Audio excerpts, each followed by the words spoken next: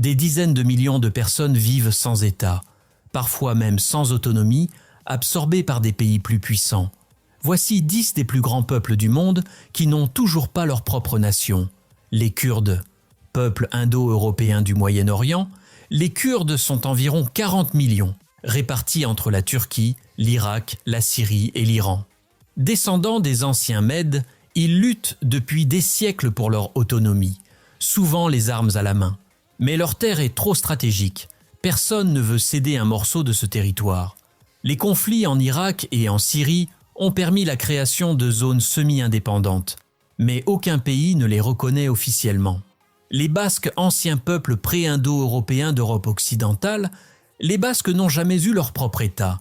Aujourd'hui divisés entre la France et l'Espagne, ils n'ont obtenu une autonomie limitée qu'à la fin du XXe siècle, avec la reconnaissance de leur langue, l'une des plus mystérieuses au monde. Leur culture reste vive, mais leurs aspirations indépendantistes sont freinées depuis longtemps. Les Berbères anciens, peuple d'Afrique du Nord, les Berbères sont dispersés de la Libye au Maroc, en passant par l'Algérie, le Niger et le Mali. Ils seraient d'âge jusqu'à 35 millions. Malgré leur présence historique, ils ne bénéficient pratiquement d'aucune autonomie significative. Leur identité est souvent niée ou diluée dans les sociétés majoritairement arabes de la région. Les Assyriens, peuple sémitique millénaire, les Assyriens sont parmi les premiers chrétiens du monde. Aujourd'hui, ils sont environ 3,3 millions, sans terre ni autonomie. Persécutés et dispersés, ils vivent en diaspora, en Arménie, en Russie, aux États-Unis, en Géorgie ou en Europe. Leur patrie historique, à cheval entre l'Irak, la Syrie, la Turquie et l'Iran, ne leur appartient plus depuis longtemps. Les Samis, ce peuple finno-ougrien, vit dans le nord de la Scandinavie et en Russie. Environ 100 000 Samis sont dispersés entre la Norvège, la Suède, la Finlande et la Russie.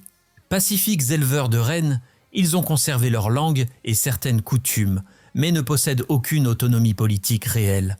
Leur culture est protégée localement, mais sans véritable reconnaissance nationale. Les Mandchous, autrefois, ils ont fondé la dynastie Qing et dirigé toute la Chine.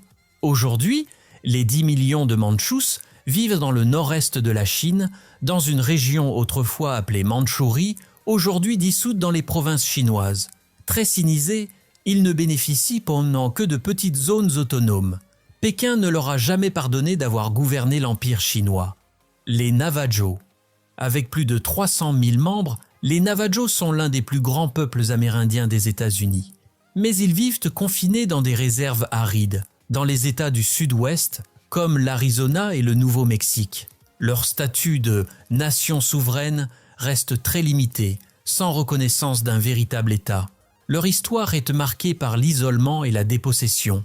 Les Roms, peuple d'origine indienne, ayant adopté une vie nomade à travers l'Europe et au-delà. Les Roms, ou Tziganes, ne cherchent même pas à obtenir un État ou une autonomie.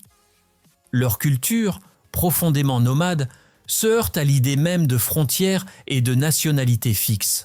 Ils sont aujourd'hui dispersés, souvent marginalisés, mais conservent leurs traditions de manière impressionnante.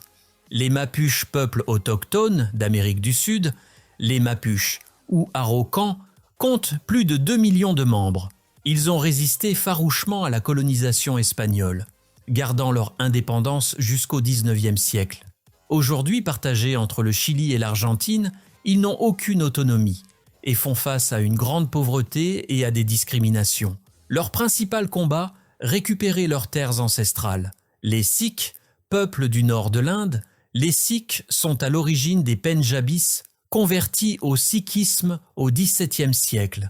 Ils ont bâti un empire puissant au XIXe siècle avant d'être intégrés dans l'Inde moderne. Ils constituent une force sociale et militaire majeure, mais ne disposent d'aucune autonomie spécifique.